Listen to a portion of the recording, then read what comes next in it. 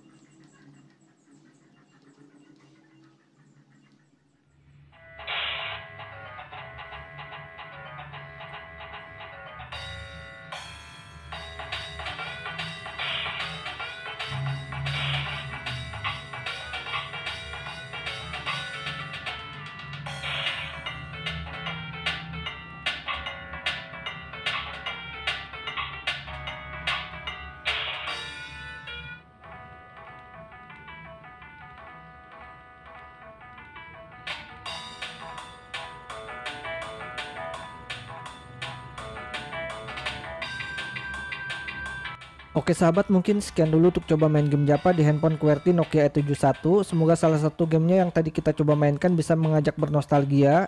Jika punya info game Japa seru lainnya atau kenangan waktu dulu, silahkan di komentar, like video ini, share dan subscribe.